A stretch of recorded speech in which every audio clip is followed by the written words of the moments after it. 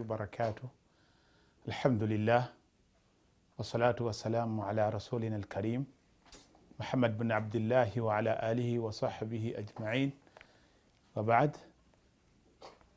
amatenda amalungi ga Allah subhanahu wa ta'ala okusasira kwe n'emirembe bigende nabbi waffe Muhammad sallallahu alayhi wasallama yatuyigiriza obulungi bw'obulamu bwaffe n'atubulira ebirungi ebyo ebinaabugasa ate n'abeera nga atwewaza ebibi ebiyinza okubuleetera omutawaana n'okuzikirira.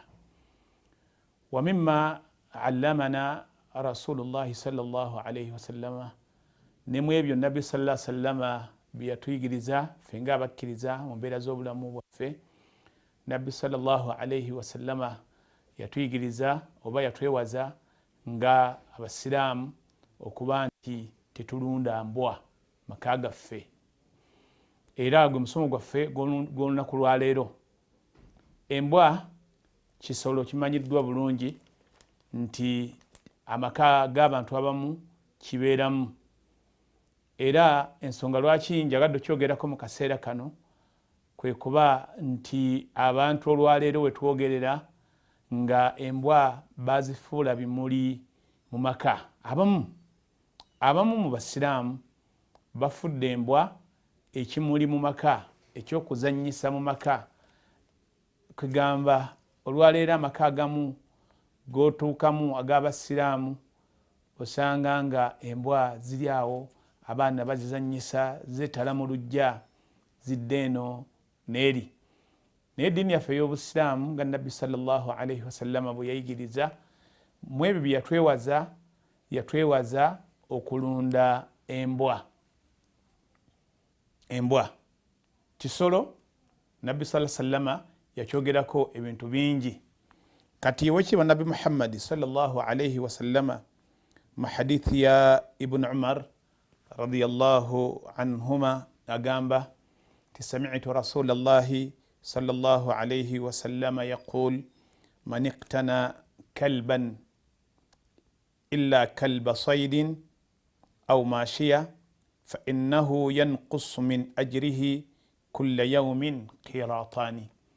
nabbi sallallahu sallama yagamba mu hadithi ya abdullah ibn umara radiyallahu anhuma yagamba nti man iqtana kalban, yenna alunda embwa, yenna ateeka mu makage embwa, nga embwa nabbi sallallahu sallama gye yali ategeezaako mwene embeera zezino embwa abantu zibateeka mu maka, zibeera mu lujja nezeetala, zibeera mu mayumba, ziyingira mu nyumba nezeetala. kati olwaleero n'embwa zirina ebika bingi olwaleero ebiri mu nsi. kwegamba waliwo embwa zino ezaffe zetumanyi ezawano e Uganda, naye olwaleero waliwo n'embwa ez'enzungu. waliwo obuwa obutono, waliwo embwa ennene, waliwo embwa entono, waliwo obuwa obutono obwo abantu bebabeera nabwo mu maka, obubeera n'agooya. ezo nambwa. nabbi sallallahu alayhi wasallama ebika ebyo byonna byonna ebyembwa, omuntu okubeera n'embwa ewaka, nabbi sallallahu alayhi wasallama yakigaana, n'akigaanira ddala nesekugaana yenna. n'olwensonga eyo omuntu yenna bw'obanga obadde oli waka amaka go awobeera, bw'olaba nti waliwo mwinamu embwa, manya nti ekikolwa ekyo tekikkirizibwa mu ddiini yaffe ey'obusiraamu. omusiraamu tabeera na mbwa. ebyo bimu amaka g'omusiraamu bye gatabeeramu. waliwo ebintu bingi ebirala, naye olwaleero tuli ku mbwa. fala yaliqu bika akhi lmuslim, tekikugwanira gwe muganda wange omusiraamu mu bintu byonna byolina okubeera nabyo waka okubeera n'embwa. nabbi saa salama yayogera ku bintu bingi omusiraamu byasobola okubeera nabyo waka. nabbi saa salama yayogera ku kapa. nabbi salama n'agamba nti kapa laisat najisa, kapa si nkyafu, terina mutawaana. min atawafina alaikum, eyo mugireke, pusi muzireke mubeere nazo ewaka. nabbi saa salama pusi n'azikkiriza. era fala ba'asa bihi, tekirina mutawaana omuntu okubeera ne pusiyo ewaka tena mutawaana. Nabbi sallam yagamba eyo mugireke tena mutawaana. Amma alkalbu naye embwa yo Nabbi sallallahu alayhi wasallama embwa zo yazigaanira ddala mu bika byazo ebyenjawulo, kazibeere zawane waffe, kazibeere embwa nzungu, zonna Nabbi sallam yazikolaki? Yazigaana. Kazibeere embwa nnene, kazibeere embwa ntono, kasitebeera mbwa, Nabbi sallallahu alayhi wasallama yakolaki? Yazigaanira ddala okuba nti tuzesembereza. Hadithi nyingi ezogera ku nsonga eyo. Mu hadithi ezikigaana Nabbi sallallahu alayhi wasallama mu hadithi ya mama Aisha radiyallahu anha atugamba nti lumu Jibril alayhi salam yajja ewa Nabbi Muhammad sallallahu alayhi wasallama falam yadkhul, bwe yajja bakagokirwa na sallama Jibril tiyayingira nasigala wabweru. Nabbi sallallahu alayhi wasallama namukolaki? Namukaribisa namugamba nti jingira. Jibril alayhi salam nakolaki? Nagaana. Nagamba nti fa inna la nadkhulu baytan fihi sura au kalb. Nagamba nti ffe tuyingira mu nyumba yonna kasitebeeramu ebifaananyi oba kasebeeramu embwa. Ekyebifaananyi tulikyogerako olulala kubanga nakyo kimu ku bizibu olwaleero ebiri mu maka gaffe ebisusse. Nosanga ennyumba y'omusiraamu yonna nga yeetooloddwa bifaananyi, buli wootunula wonna kifaananyi. Nabbi sallama yabigaana, yagamba nti bamalayika tebayingira nnyumba yonna kasitebeeramu ebifaananyi oba kasitebeeramu embwa. Tukimanyi bulungi nnyo omugaso gw'abamalayika mu maka gaffe. Nabbi sallallahu alayhi wasallama bwe yayogera ku bamalayika n'ebyo betumanyirako nti bamalayika bali kumpi naffe, Nabbi sallallahu alayhi wasallama mwebyo yakola kibeyogerako, yayogera ku kookolima kw'enkoko. Naga tubamuwulidde enkoko ng'ekookolimye, fad'u llaha, musabe Allah subhanahu wa ta'ala kubanga ziba zirabye bamalayika. Enkoko mu kookolima kwazo, okitegedde? So mweyo embeera efaanako bwetyo tuba of course kati tojjaga enkoko yo eba eyingidde butereevu mu bino byetwogerako bobolyawo omusiraamu ebintu byeyandibadde abeera nabyo kubanga yo ekubulya n'okukubulya nti bamalayika basembedde weebali neekookolima naddala empanga nga wekiriba Nabbi Muhammad sallallahu alayhi wasallama. Wa amma alkalbu, naye embwa egoba bamalayika abaleeta okusaasira kwa Allah subhanahu wa ta'ala mu makaago. Wakadhalika suwar, nabwe bityo ebiki? Ebifaananyi. Bamalayika tebayingira muki? Mu nnyumba zirimu bifaananyi. Naye ekyate tokitwala nti ennyumba wonoba ogijjuzza ebifaananyi nti malayika mawutu tejja kukima noga kanteekemu agafaananyi gangi ntangire malayika okufa okujja okuntwala, ye ajja kuyingira. Naye bamalayika abaleeta okusaasira kwa Allah subhanahu wa ta'ala, ennyumba ye bw'eneebanga erimu agafaananyi oba ennyumba ye bw'eneebanga erimu embwa, bamalayika tebajja kukola ki? Tebajja kuyingira. Falhadhar, mbeewaza baganda bange abo abantu ebiseera ebisinga obungi abantu bwe batambulako oluusi ne bava mu Uganda ne bagendako ebweru, balina ebintu bye nabyo nga balabanga ebya bulijjo, kwegamba olw'okuba eri gye balaze ababaddeko mu nsi z'abazungu, engeri abazungu gye baagala ennyo embwa. Kati omuntu olwaleero wano okulaga nti wabbeeyi ewakaawe kwe kuteekawo ebyo ebibwa ebyo ebyoya ebibeera byetoloolerawo ewaka, n'ogenda maka g'omuntu ng'ebibwa bitambula bidde eno bidde eri. Kullu hatha haram. Ebyo byonna Allah subhanahu wa ta'ala tabyagala, yabigaana mu maka gaffe. Wakadhalika era mu ngeri y'emu osanga olwaleero abantu bateeka embwa mu mamotoka gaabwe ne batambula nazo. Fala yaliku bik, ekyo gwe omusiraamu tekikugwanira. Nosanga oli ng'atadde emmotoka embwa zitadde emabega, aguddewo n'endabirwamu ne ziyisaamu n'emitwe, batambulamu bali mu kulya bulamu.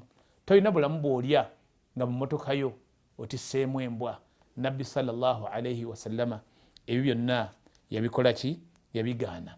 Nabbi sallallahu alayhi wasallama mu hadithi eri gye tusomye nti man iktana kalban, yenna alunda embwa Nabi sallam ayogera hadithi yaga nti illa kalba saidin, embwa etali eyo eyamba mu kuyigga.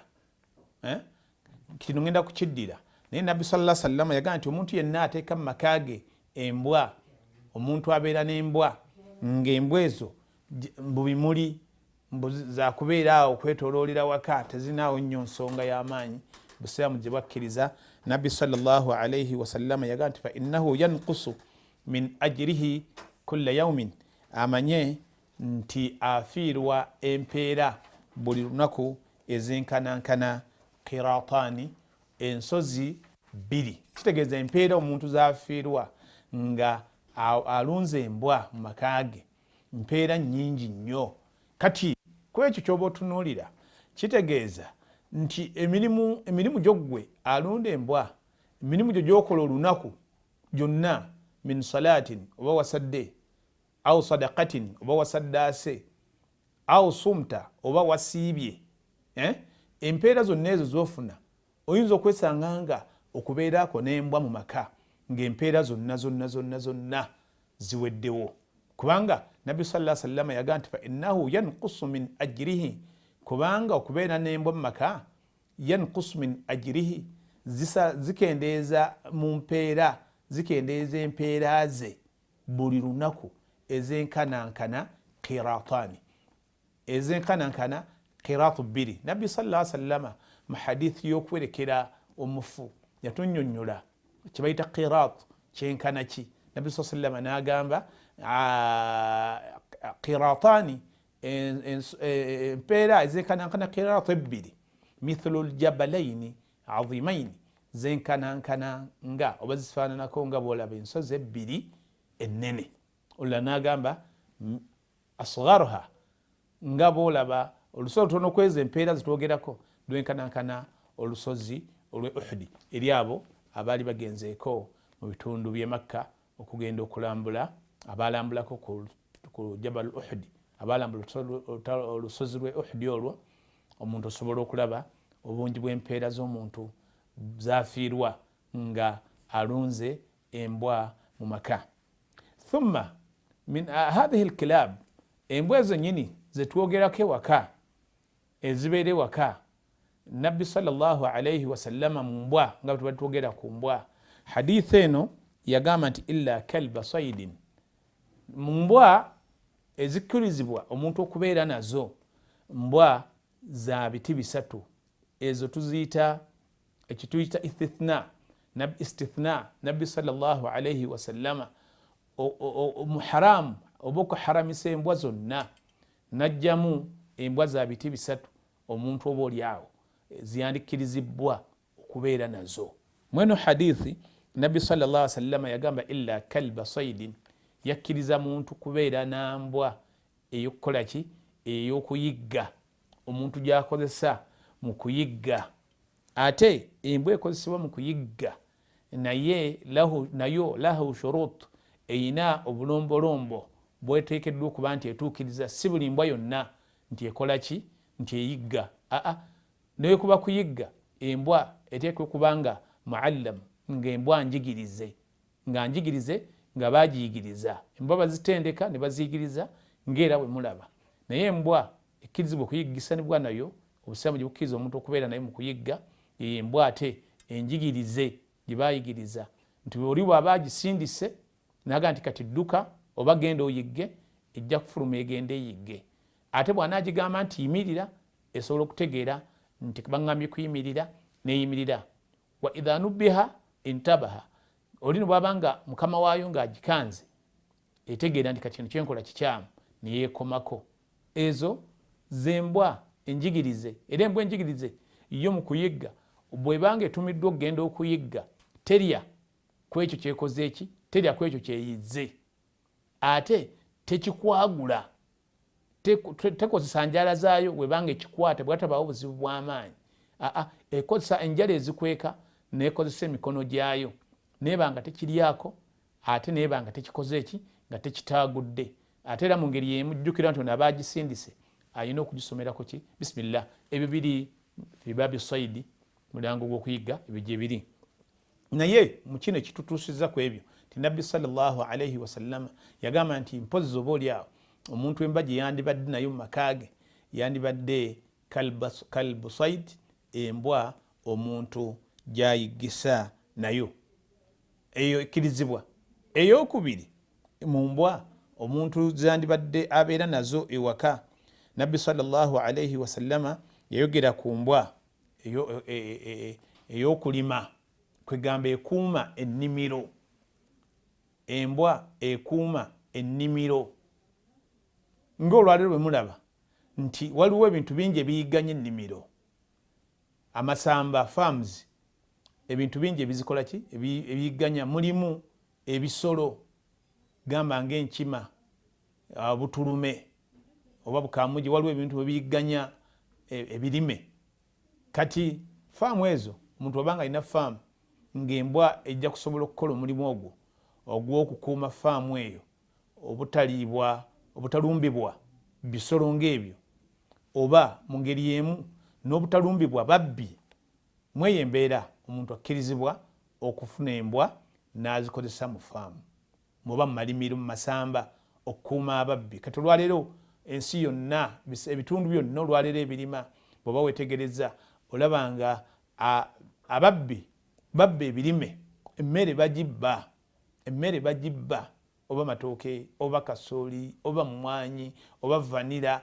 Ebintu byonna abalimi bo babimanyi nti olwaleero mu bizibu basanga ebizibu ebyo eby'emirundi ebiri oba emirundi esatu, ebizibu ebiva mu bantu ababba, ebizibu ebiva mu binyonyi ebirya ebirime byabwe, n'ekyokusatu n'ebizibu ebiva mu bisolo nga bwe tugambye enkima, kamuge, butulume n'ebintu ebirala ebiyiganya ebirime.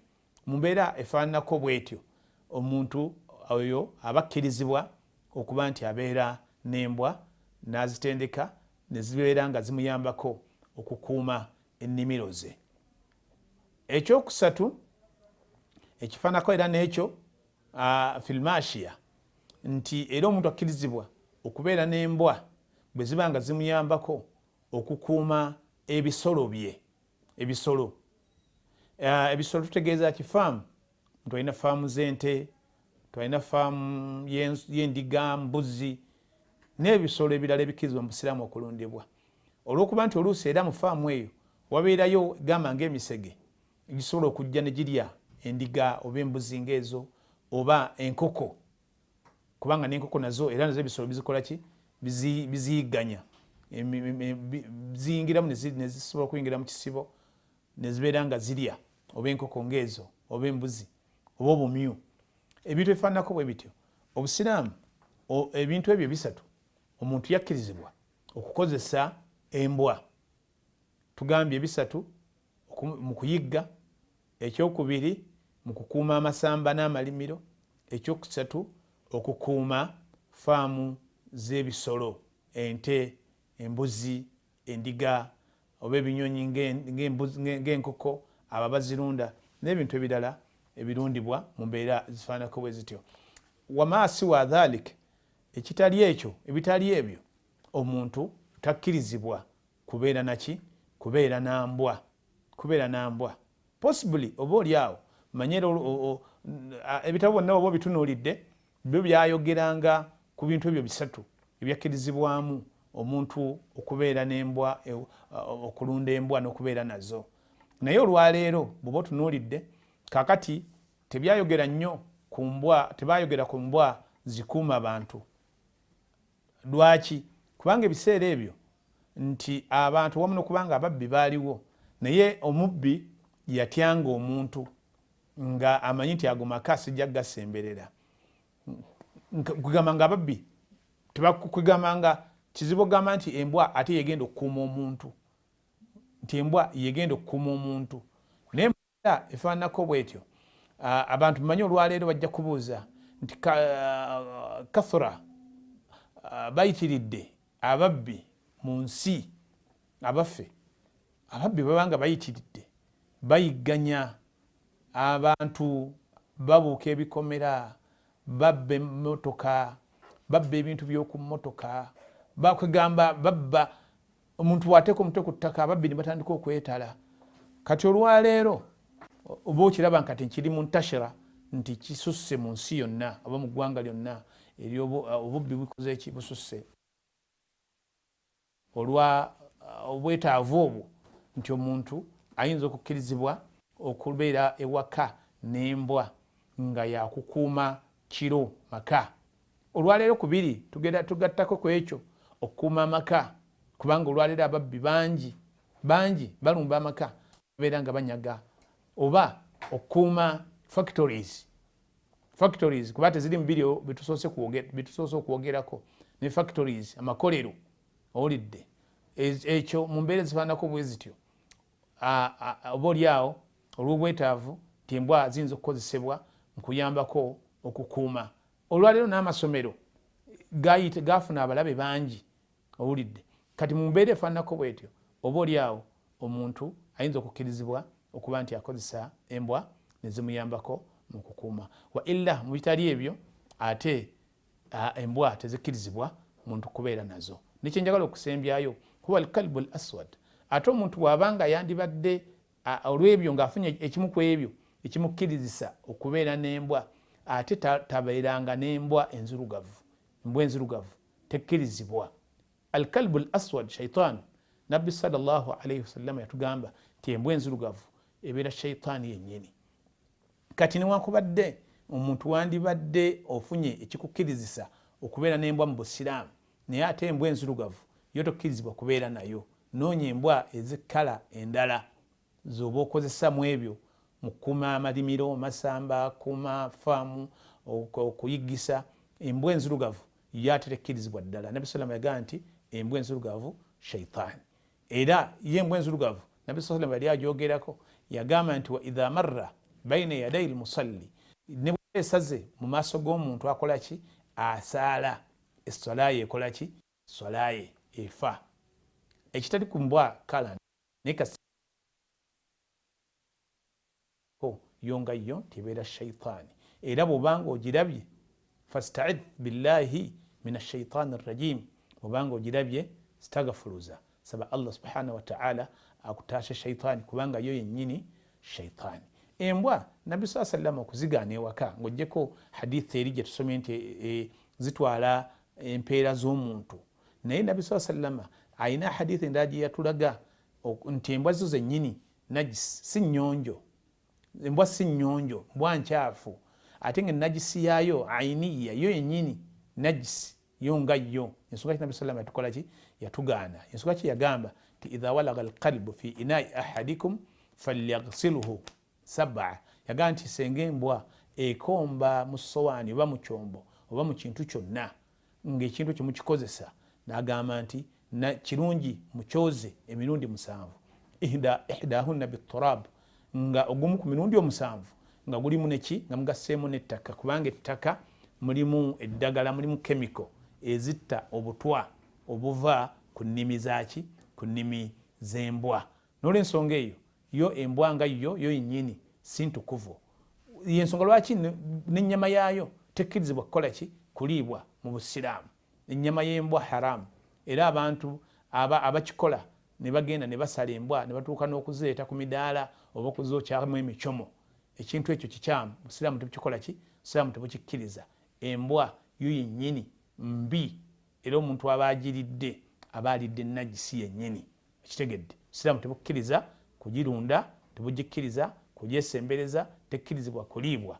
Naye nga kyensembyayo mu ngeri y'emu ti embwa ng'ebisolo ebirala ebisigadde, bw'oba gwe ogisanze tokuba nkube, wadde tugyogeddeko ebyo byonna, naye ate embwa teyigganyizibwa nga bw'ogamba nti ogisanze mu kkubo n'okwata ejjinja n'okola ki? N'okwata ejjinja n'okuba.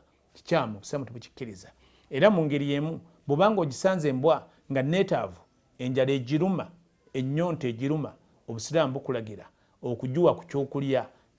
Era bw'obanga ogiyambye, Allah subhanahu wa ta'ala akuwamu empeera. Oba ogisenedde amazzi n'enywa, n'ogiwa amazzi n'enywa, nakyo kirungi nnyo ng'embwa. Teyigganyizibwa kkubwa, wabula bye tugyogerako bye Nabbi sallallahu alayhi wasallam byakola ki? Byagyogerako. Naye mu kugiwa emmere erye nga ogisanze enjala egiruma, kugiwa amazzi n'enywa, ekyo tekirina mutawaana ng'omusajja Allah subhanahu wa ta'ala gwe yasiima eyajjamu engatto ye n'akka mu luzzi n'abeera nga asenera embwa amazzi yali wankawanka ng'enkalamata egitta fashakara llahu lahu, Allah subhanahu wa ta'ala namusiima. N'olwensonga eyo ebigambo byenjogedde ebikwata ku mbwa tubeerenga tubyegendereza era mu maka gaffe tuggyemu embwa n'okukoperera okwo kutalina makulu, tubeerenga tugoberera enkola y'owekitiibwa Nabbi Muhammad sallallahu alayhi wasallama. Subhanaka Allahumma wa bihamdik ashhadu an la ilaha illa ant astaghfiruka wa atubu ilaik. Wassalamu